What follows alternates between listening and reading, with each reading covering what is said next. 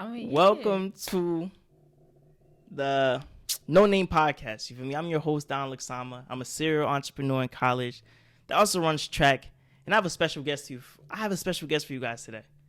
Someone that has some social proof, someone that actually built something, and she's here with me today. She's gonna talk about experience being an entrepreneur. She does hair. I'm not gonna limit her to that because she does a lot of stuff. But introduce yourself real quick. What do you? Oh, all right. Tell us about you. My name's Nyla Boyd. Go to NJCU. Whoa, yo! Don't be telling My where. fault. Don't be telling where we go. You feel me? My fault. I'm a little famous. Relax. Oh my Relax. gosh. All right. Anyways, I'm a sophomore. Currently in college. I do a couple of. Well, my main side business is doing hair, but I have a little bit of a social. What is it called? Social proof. You build something. Social proof, I guess.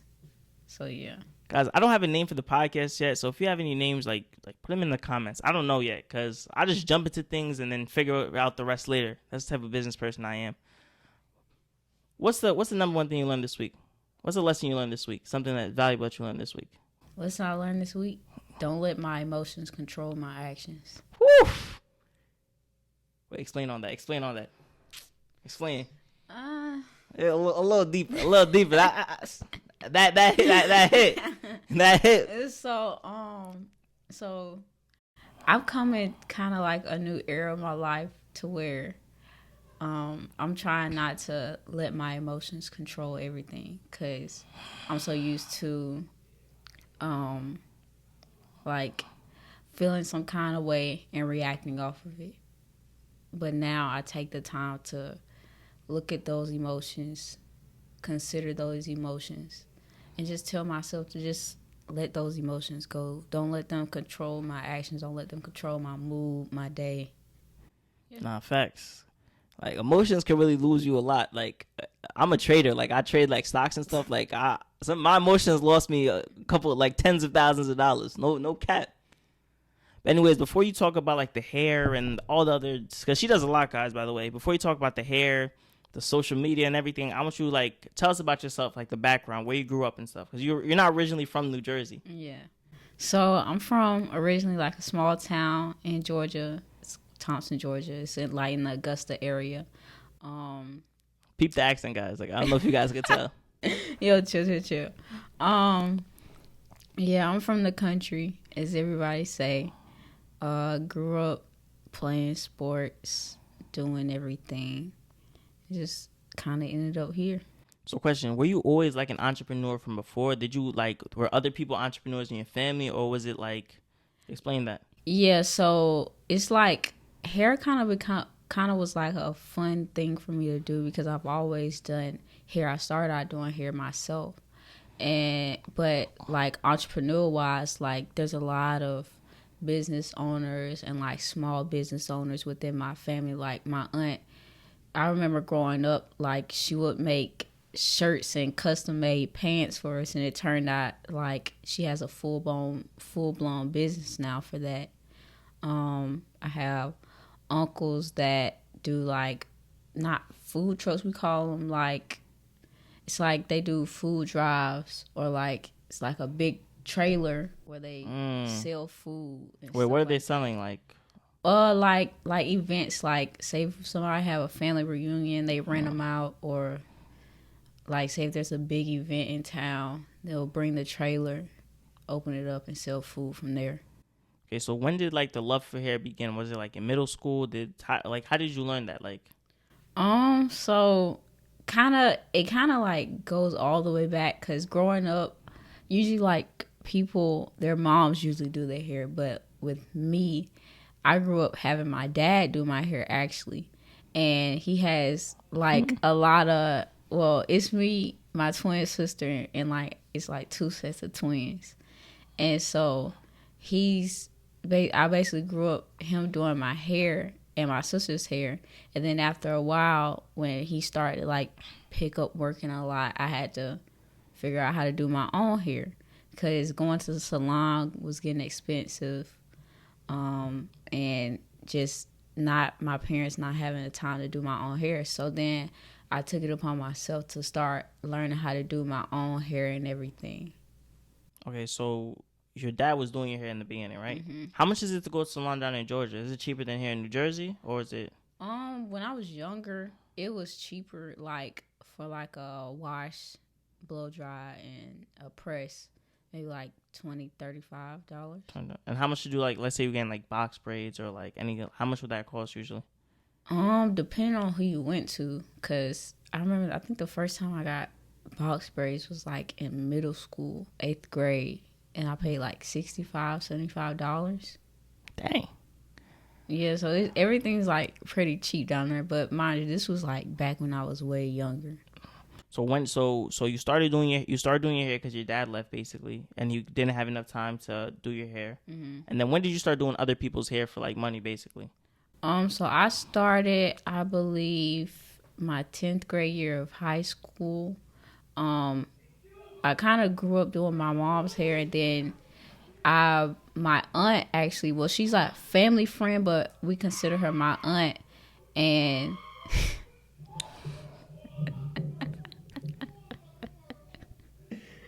I love it. all right, anyways, I grew up with my aunt, and she stayed around the corner from me, and I would go over her house, and she had like a hair room specifically where she ran her. What do you mean by hair room? Like she had like like those old blow dryers where you sit under it. Like she had. Oh, like the ones that you put over your hair? Yeah, she had one of I those. thought those are new. Nah, like that's like when you go to like a salon. Yeah. That's what you see. Okay. But she was a loctician, and she actually needed like an assistant to like help like wash hair, help her with retwist. Wait, for anyone that doesn't know, what's a loctician? A loctician is basically somebody that does locks. Okay. So like they do retwist styles, can repair locks, everything. So she needed an assistant, and she asked me, did I want to help her? She paid me extra on the side. And how much are you getting paid for that? Cause usually, most of the time, I was either doing just the washes and like repairing locks. So that was maybe like $50 to $60 for every person's hair that you did. Yeah. And how long would it take for you to do that? No more than like an hour and a half, because the wash would be maybe like 20-30 minutes. Okay. And then when I repaired the locks after she retwisted them, so like 45 minutes depending on the head. But did that, and she eventually like started putting me in the lead position as like, oh, if she didn't have enough time or she had to go take care of something while she had a client, she would just have me retwist their hair. And it kind of became like a joint business kind of, to where she did a head, I did a head. And how long were you doing this for? Pretty much up until I left. So like from 11th grade to 12th grade. 11th grade to 12th grade. Yeah. And how much were you making doing people's hair on the side from there? First starting as the assistant, maybe like 50-60, but then once I did like the own heads, I'll make like maybe 100-120. So as a high school student, how was that feeling? Like you're bringing in like supplemental income, like you're making hundreds of dollars. Like how much are you making a week? Like, cause I worked at Chick-fil-A in high school, and so like the paychecks were horrible. I'm not even gonna lie. How much are you making at Chick-fil-A? I think like $8. No, I was making $8 out of $8 an hour. Yeah, I worked closing shift too. Did you like it there? Hated it with a passion. I would never recommend nobody Chick-fil-A? Chick-fil-A. Chick-fil-A is like one of my favorites. Yes, I love the food. Like, but just working there. I would go back to the place. Like every time I go back home, I'll go back to that Chick-fil-A just to get some food, because the food is just that good. It's just working there. I would not recommend working. Did you guys have to say my pleasure like after every? Yeah, say my pleasure. Like if you had a bad day, Nah, Popeye is any job. Like, no one cares, bro. Like, you had a bad day. When I worked at Popeyes, you know what I'm saying? They don't care. Nah, see, Popeyes is different because it's like you don't have to be nice.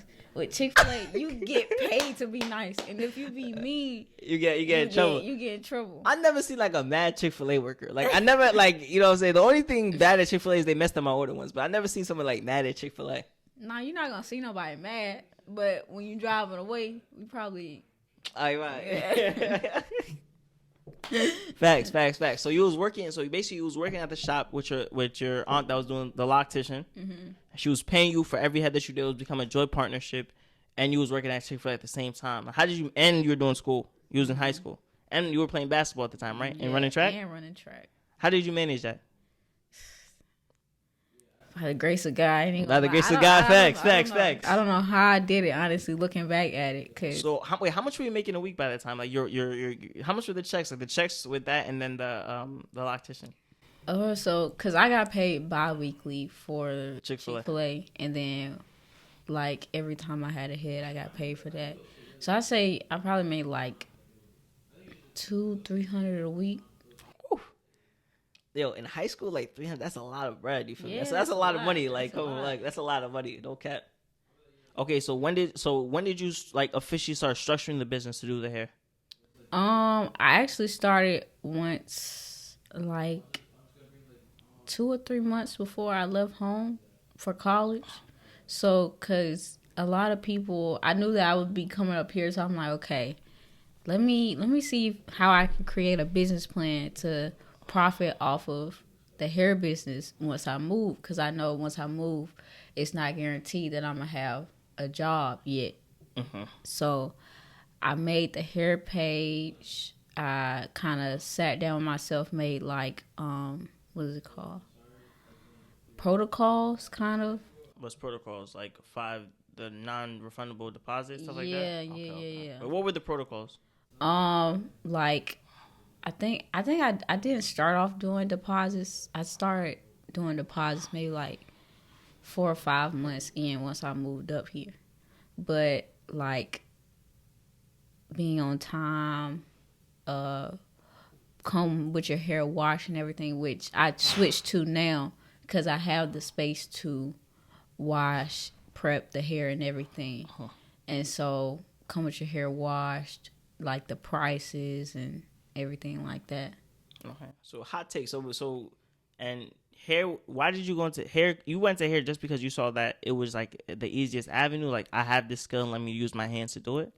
Not really the easiest avenue because it's a lot of things that I wanted to actually do. I wanted to try lashing, maybe try nails, but hair was kind of like something that I've always done. So I'm like, and I know I'm really good at it. So I'm like, let me see what. I can do it. Hot take real quick. I feel like service, like businesses like that, I feel like they're like really oversaturated. Yeah, especially now. Like I know 3-4 people that do hair in the school alone. Mm-hmm. 3-4 people that do nails. Mm-hmm. So like, what's your take on that? Do you feel like how do you stand out as a business knowing that there's 3 or 4 people that do hair and people tend to like go to like their person, like they're more loyal to like their person. So it's like, it all just depends on what the client wants. So like, I know people that will pay overpriced for a simple hairstyle because it's that single person that they go to. But it just depends on what the client wants. So like, say like I can prep the hair and take that off of your plate when you come. I also take late clients. So if you like make a same day appointment and I'm free, I can take it. Most people, they don't take clients unless you book like a week or 2 ahead. Week or 2? Mm-hmm. Okay. Then like I just started implementing like a $10 deposit, which a lot of people, like, their deposits like maybe $20-25. So, and then my prices are reasonable compared to what you see now in the business of hair, like paying like $600, maybe in like wait, $600 for what though? $600 for like knotless how long? Like the end of your back or like? Yeah. You don't be seeing that type of stuff on social media. I don't be seeing. Maybe like celebrity. They maybe be like paying celebrity. out. The price be outrageous, and I wouldn't even pay that. So why would I charge my clients that?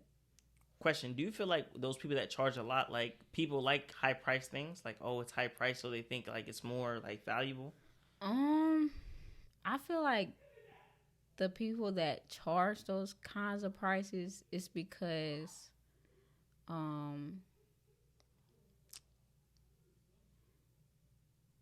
maybe like I don't know. They worked on their skill, like Yeah, maybe like they feel like, oh, I'm worth this amount of money, so I'm gonna charge this amount of money. There's no other way around it. But I feel like the thing. Okay, so for example, how much do you charge for like a regular? What's like a regular hairstyle that you do a lot?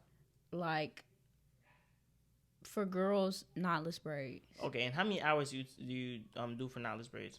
Maybe like four at max. 4 hours. 4 max. And how much would you charge to do like the knotless braids? So say if like we just having a regular medium knotless braids, not extended, like 110, 110, 120. 120. You break that. How much is that divided by 4? You said 4 hours. Yeah. So that's almost like $30 an hour. Yeah. Okay, that's not bad. That's not bad. Cause I know, cause what happens? Cause I'll be looking at it like this. Like, what happens if you're doing someone's hair that's like 8 hours long, and you're only making like 150? I feel like that's why I think also like the people that charge that much amount of money, they charge by the hour. By the also. time, yeah. Because if you take 8 hours, I'm like, dang, like 8 hours of your day, and then you don't get paid by the hour. I always feel like that's crazy. Because how many people's hairs can you do in a day? You can do a lot depending on what styles you do. Depending on what styles you do. Yeah. Okay, so wait, so to jump back into the story that you were saying, so you made your hair page, Mm-hmm. you was ready to jump into it, and you knew you was coming to New Jersey. Mm-hmm. Okay, and so when you came here, what was the first dance you did? First thing I did, I think I tried to promote it somewhat because like obviously I had teammates. A lot of y'all don't have hair, so I'm like, dang, I can't really do y'all hair. So I'm like, okay. Let me see if they would help promote it. Like, bro. What you mean, bro? Let me see if they would promote it for me. Like, help me out. See it. I think like the first client I've had up here was actually one of our teammates. Where I did a lock retwist, and then after that, it kind of just like another teammate asked me to do their hair, and then that teammate's friend asked me to do their hair. Like, it just kind of built up on top of itself. Okay, so. How much? Okay, so let's say I'm a girl, a guy. I want to start braiding people's hair. I'm good at it. What's like the first piece of advice that you give them? Like, how much do you think is like the startup cost for doing this? Like stuff that you need. I'd say you could really start from nothing doing hair. Like, all you really need is a comb and some gel. But it depends on how big do you want this production to be. So what I did, I sat down, got a notebook, and wrote down everything that I would need within my inventory to start doing basic hairstyles. So locks, braids, heating styles, so like flat iron or lace front installs. I wrote down the basis of what I would need for that, and then went off the price for that to where I started. Then also thinking about storage, so like maybe buying bins to store those things in. So. Okay, got you. So basically, you could start with nothing, like $0 or not $0. You say you just need a comb and some gel. Do you have any gel that you recommend that you use? I've kind of went like back and forth with different gels over the years, but I think a starting out gel that's not expensive is the Shine and Jam braider hair. Is that braid fingers though? It comes in like the little red thing. Everybody that does hair knows what it looks like. So you mean it doesn't know? Yeah. Okay, got you. All right, let's talk. What was like your biggest motivation? My biggest motivation in general, or in general, because being an entrepreneur, it's not easy for me. Yeah. Especially that it's a client-based business. You have to build up your client base. You have to find people. You have to continue to market. Also, you have to basically do it around your schedule because you run school, you have track, you have all these different things that you could be doing. And you have to fit like clients in that schedule. I think my biggest motivation was that the place where I'm at now is just temporary. Whew. So I know where I'm at right now is temporary because I know there's nowhere else I could go but up. Facts. Facts. All right. So how do you plan to like? How do you scale? How do you scale like doing people's hair? Like how do you scale that? Do you plan to sell your own products? Like what's the way to like scale this business? So what I plan to do is basically continue to build clientele. Hopefully, I wanna in the future like start actually like posting reels and posting on social media, like as far as my business page outside of my hair page. So like on TikTok, post it because you know how literally it just takes one video to go viral. Wait, are you posting videos now? Yeah, on my hair page, but not on TikTok yet. Do you have a TikTok hair page? Mm-hmm. But you haven't posted any videos on there yet. Are you? Why don't you take the videos from Instagram and post it on the ones on TikTok? Cause I just made the hair page on TikTok like just recently. Just recently? Yeah. Okay, got you. So, the way you're gonna expand, you say you're gonna post more, right? Mm-hmm. So, do you in the future would you want like a hair salon and you have 4 chairs, people working for you? Yeah, I would actually like to have like a beauty bar kind of almost like where you could get your hair done, nails done, wax, like anything, and it all be in kind of one building, to where like oh you don't have to go all these many places. You could just all pay at one time. Yo, I have like the best business idea. What? What happens if you were to get like, let's say like you were to get like a trailer, Mm-hmm. and you get to I thought about like and you when bring you it travel. to when you like a traveling beauty bar. Yeah.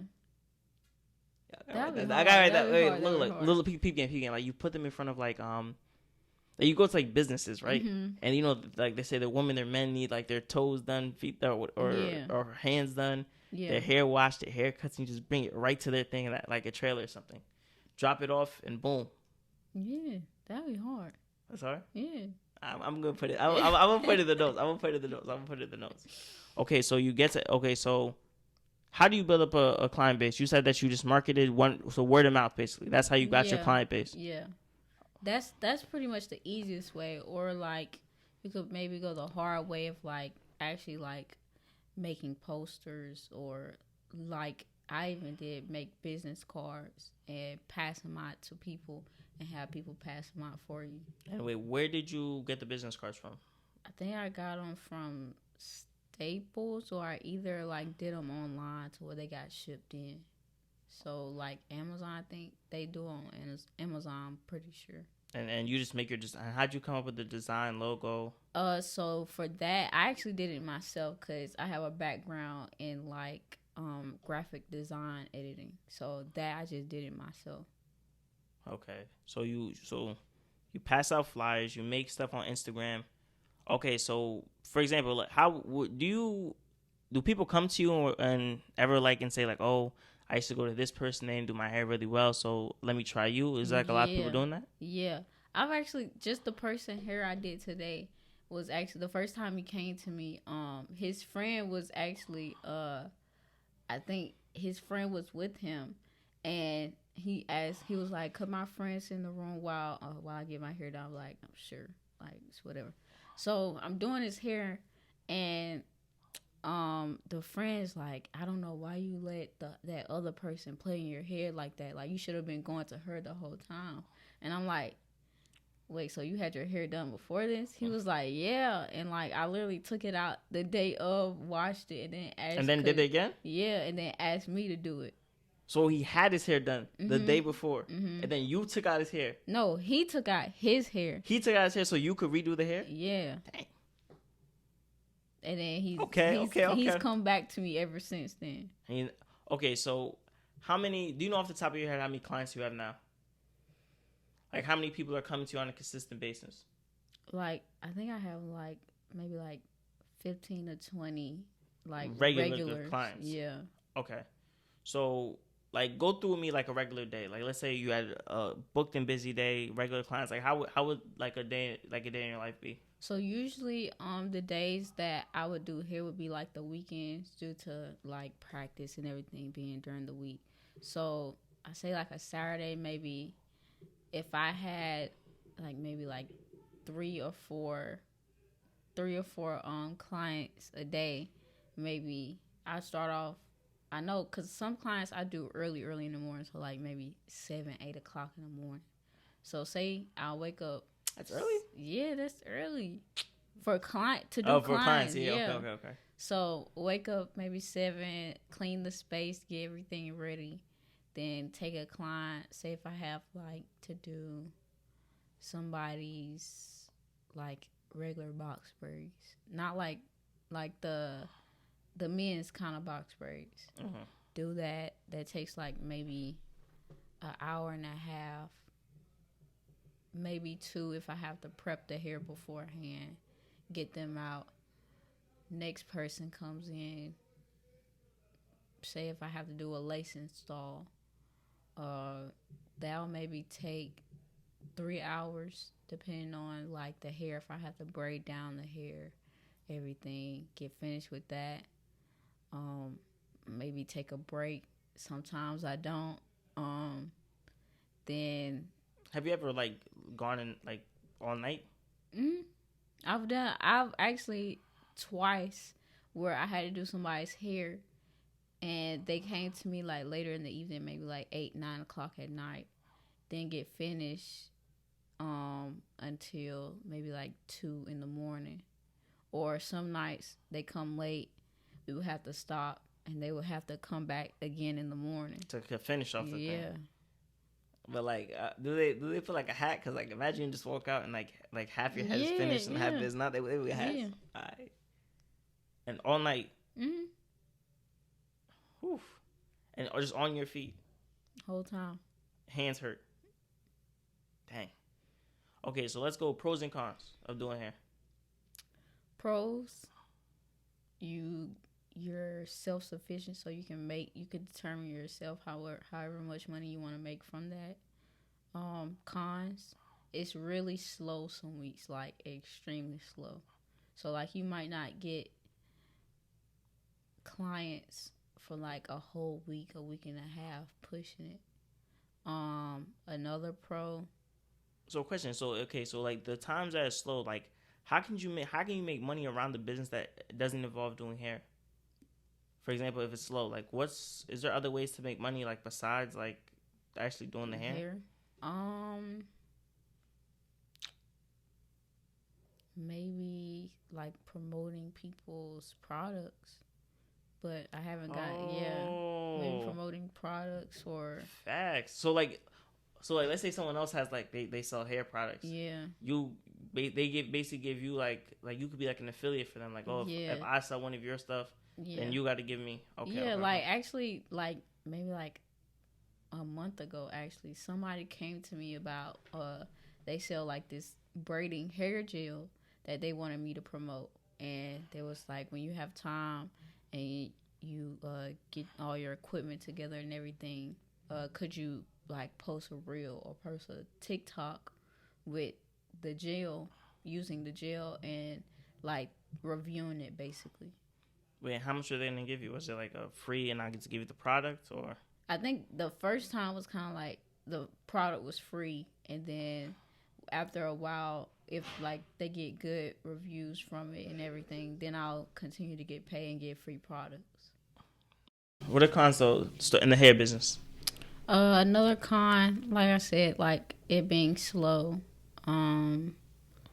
Maybe like you have some clients that might try and walk over you or try to get over on you with like the prices and everything. Are your prices like set in stone, or is it like someone come say like, yo, like 150? Nah, I'll give you 125. No, like now it's set in stone, because they're like, it's been too many times where in the beginning, because I was really nice and I was trying to get clientele, people come to me and be like, I would tell them how much a style would be, and they'll be like, oh, could I like pay later, or like could you like give me a discount, da da da. And I would in the beginning, but then they would, every time they would come back, They would expect a discount. Yo, when they be buying these sneakers, they don't be asking for a discount. Exactly. So it's like, why would you do that to me? Nah, fact. That's what I'm saying. Now, that's tough that you did that though, because I feel like a lot of business owners, they try to like bring down the price. Yeah. I remember when I started when I was doing the DSK products. I'm still doing it, but when I was doing DSK products, people would be like, "Yo, can I get a shirt for this amount? Can I get like a shorts this amount?" I'm like, "Nah, like the price is $25, whatever it was at the time." But I feel like when you stand firm in your price, people take you more serious, and I feel like high prices, people like tend to like appreciate it more. Yeah. Cause it's like, what was I gonna say? It's like when, how can I put that? So it's like,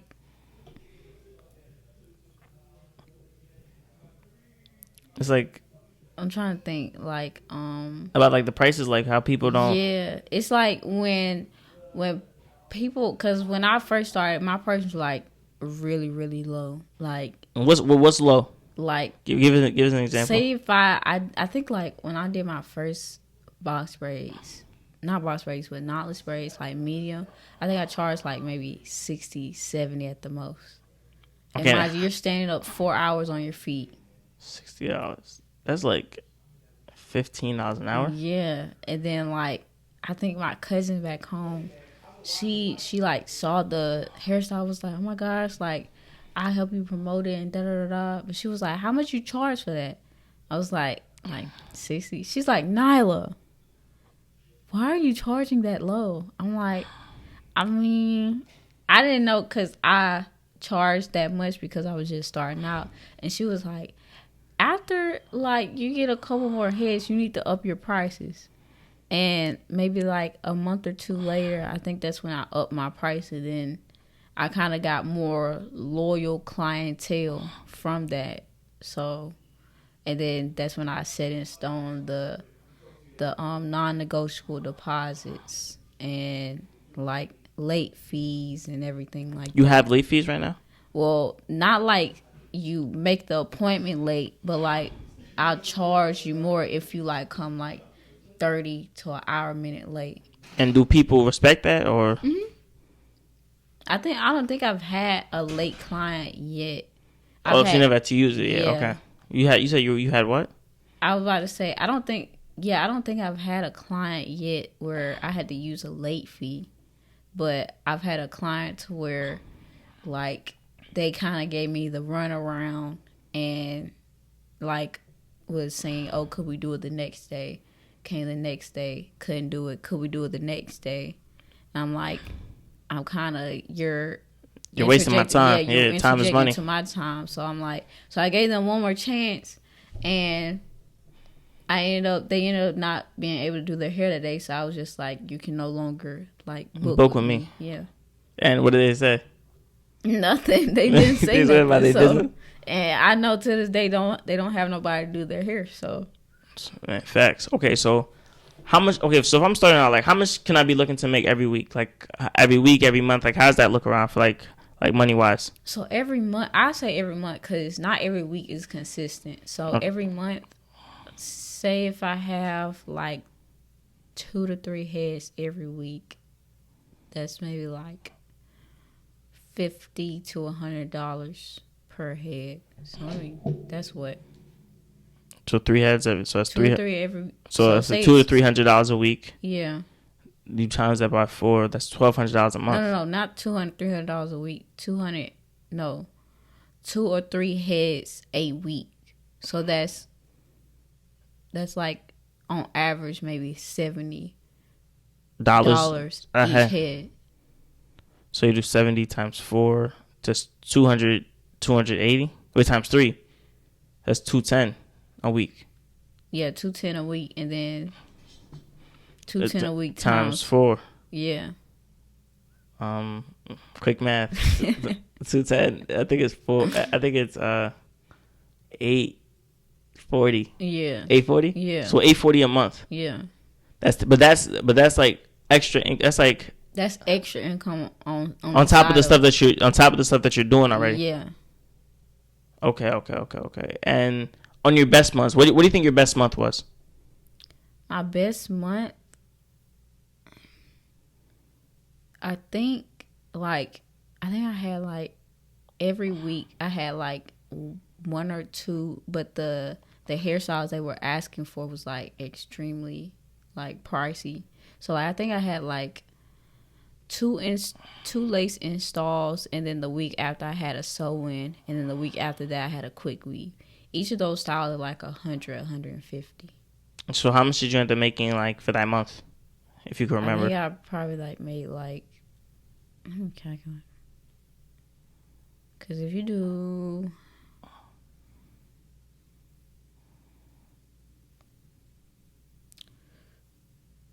2 times 150, that's 300 times 4 is 1,200. 4. Yeah. So $1,200 in a month. Mm-hmm. Sheesh. But that's rare. That's rare. Yeah. Okay. So if you could do anything over, what would you do? Like if you could go back and change a few things, what would you do? I think I would have promoted it a lot better and a lot sooner than I did. And then also like be more stern in how like my pricing and everything, because it was a lot of times where a lot of people tried to get over on me and I just let it slide. Okay. In the beginning. So for someone right now that's like, I could do hair. I want to start like I want to be making $1,200 a month, extra $700. That's a lot. Like let's say you work your 9 to 5, you have other stuff you're doing. That's a lot of money, like an extra $700 on the side. Yeah. So what piece of advice would you give him for doing hair? Like what piece of advice would you give him? Don't underestimate yourself. Okay, don't underestimate yourself. Okay. And how about the like know your worth, like the value? Yeah, that it's just how like when you working on your craft and you see your work and you see how clean your work is, how like good it is for how small your business is. That just lets you know how much your product is worth. Got you. Wow. And okay, so when you was doing, so I remember you told me you had the 2 jobs. I mean, you had the Chick-fil-A and you was doing all that stuff.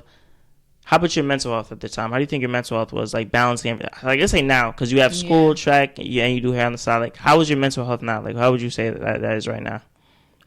It's pretty okay now. It's just gets stressful at times, and where you get overwhelmed with everything. But like I said, now I've come into a space and time in my life to where I give myself grace and take the time out to. How do you give yourself grace? How do you give yourself grace? Explain that. Like, give myself credit for the things that I do, because I usually don't give myself credit for all the stuff I do. So you feel like you're like harder on yourself? I'm very hard on myself. Like so what are you like afraid of basically? What are you fearful of, that you're not gonna make it, that you're not gonna be successful? Yeah. The fear of, I think that's like my biggest fear, like not making it or not getting to the goals that I want to. Okay. And for let's say 5 years out, what's the goal 5 years out? In general 5 years out, how much would you want to be making? I want to be a millionaire. I think everybody wants to be a millionaire, though. Nah, facts. But 5 years out, I want to be stable, financially stable. I want to have the life that I've dreamed of and worked for. That's pretty much it. Yeah. So question, I feel like if you get around the right people, I feel like getting around the right people is like crucial. Yeah. To business, like let's say you get to do some celebrity's hair and she tells more people, and like I said earlier, that's kind of like knowing your worth and building off of that. So like it just depends on the people that you're around. Like if you hang with people that sit in the house all day and sleep in and like don't do their work or just slack off, you're most likely going to do the same thing. Facts. So if you surround yourself with hardworking people, people that wake up at all times of the morning, wake up at all times of the morning, bust their butt to get to the goals that they want to, you will follow in the same suit. Yeah, you guys heard that? Like, that's like really like the blueprint to become a millionaire for real. Like, when people say like, oh, how do you get rich? How do you get to the money? I feel like that's how it is. Like, you have to be willing to sacrifice a lot. Mm-hmm. You have to be willing to not sleep, not eat, late nights, keep going, stressful, breakdowns, everything. You feel me? Like, as entrepreneurs, like, people make it seem that it's like this easy thing that you just hop in, you jump in, and the money starts flowing. But as you can see, it takes time. And it's okay not to be making as much money in the beginning, because there's always room to grow. There's always room to get better. Yeah. Like right now, it's about to be 12 o'clock. And I feel like I was up like at like 6 this morning, 5 probably, just grinding. But like the work has to keep going. All right, so I'm going to do like a little segment. I have a few questions, like some either or questions. Okay. 2 questions. It's like some would you rather? Mm-hmm. 1 million followers or $1 million? 1 million followers. Ooh, I thought you were gonna say $1 million. I would have said $1 million, but nah. 1 million followers. Explain. Because with those million followers, you can make $1 trillion off of that. Facts. I don't want to say it because people wouldn't think I'm talking about that, but learn how to monetize your brands. You feel me? Learn how to monetize your brands. Okay. Love or loyalty? Loyalty.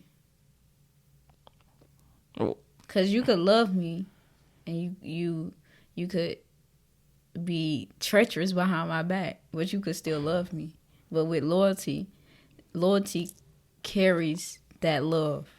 I'd rather you be loyal to me than try and love me and be fake behind my back. Facts. Okay, so like, so you made a great point before you said that you need to surround yourself with people that are basically sharpening you, making you like stronger. What are attributes of people that you want to be around you, basically?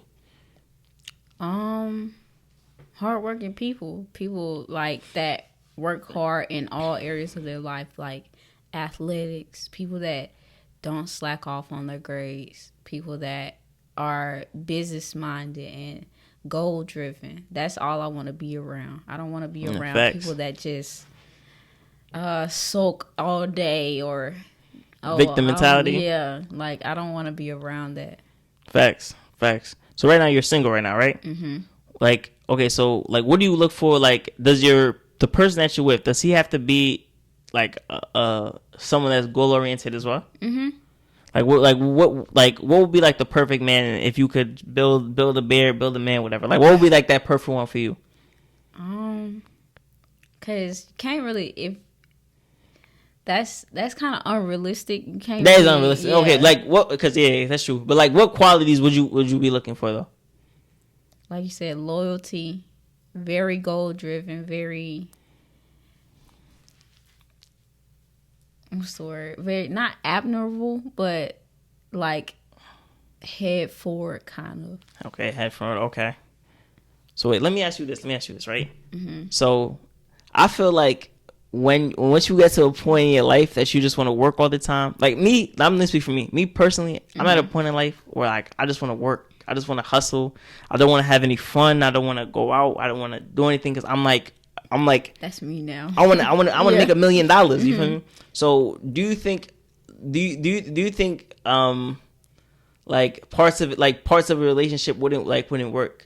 For example, like I always want to go out. I don't want to go out. I don't want to do any of that stuff. So like, do you feel like that could mess up a relationship? No, not necessarily, because if you have somebody that has the same goal, maybe not even if the exact same goal. Like say if you want to be a businessman and this person wants to be a big star or whatever. Mm-hmm. Like either way, y'all are both going to be goal driven to those goals. So if they understand how you're feeling, how driven you are, because they're doing it themselves. So that shouldn't mess up a relationship. So wait, let me ask you this, right? So, dang, I just lost my train of thought. Let me ask you this. So, What happens if that? I feel like your purpose should be the most important thing in your life. Yes. Like your purpose. Hot take, by the way. Your purpose should be more important than the person that you're with. Yes. You agree with that? Yes. So like, if my purpose is to do whatever, like whatever my purpose is, whatever, when God reveals that to me, like your purpose is this, you feel like it should be more important than the love of your life, basically. I think of it more as individuality. Like, explain that. You have to be an individual within yourself for a relationship to work. Because I see a lot of times now people lose themselves within relationships, and it's like they're dependent on the other person to help them wake up every day. They're dependent on them to push them to do their work, or push them to be like, oh, it's okay, like you'll get better, like everything will work out. But it's like you keep saying that, there's no change. I feel like you need to be self-motivated. Like, you need to be able to wake up regardless. Yeah. Like, because I feel like no one cares. Yeah. Well, people care, but I'm talking about like in the real world. Yeah, like, people don't care in the real world. But it's like the people around you, obviously we care, but it's like you have to be motivated within yourself, because you're not going to always have people around you 24/7 to be like, okay, I need you to do this, I need you to do that, like get your head in the game. You're not going to always have people to tell you that. So you got to be self-motivated to do what you need to do to get to where you want to be. Okay. So, for example, for someone right now that like is entrepreneur, 9 to 5.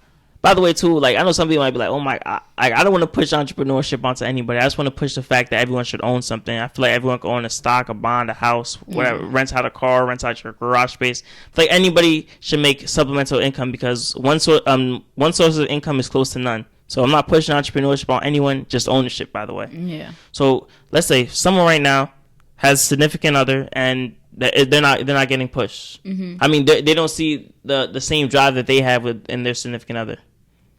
What would you advise that person? Like, they're waking up every morning, they grinding, they're not sleeping. They see they significant other, they don't have that same, he or she doesn't have that same drive. I say I'd give that person the advice to have a sit down conversation with their significant other and ask them, what are your goals within the next couple of years? Where do you see yourself in the next couple of years? What is your plan to get to that in the next couple of years? And let's say they're just like, I'm just living life, just regular. Well, then you got to reconsider who you're going to be around. Give that person a 2-week notice. 2 week notice. 2 week notice is crazy, but 2 week notice. That's true. That's true though. That's very true, because again, that person is dependent on you to give them motivation to get through the day. Not facts. It shouldn't be that way. Nah, it shouldn't. So, all right. So we're gonna start wrapping this up. Dang, there's a lot of gems. You feel me? You said that's a real joke. You feel me? But I want you to close us off with something powerful, something strong. You feel me? By the way, I hope you guys got this far. Like, it's some real gems. Don't lose yourself. Oh my goodness, this individual. But I like what you said, giving yourself grace, because I know I'm like crazy hard on myself. You feel me? Like, I feel like I might have $1 million tomorrow, and I still won't feel like it's enough for the amount of work I put in. You feel me? Like, this was something strong. Let me think. Let me go back in the vault. You gotta go back. You gotta go back in the vault. You feel me?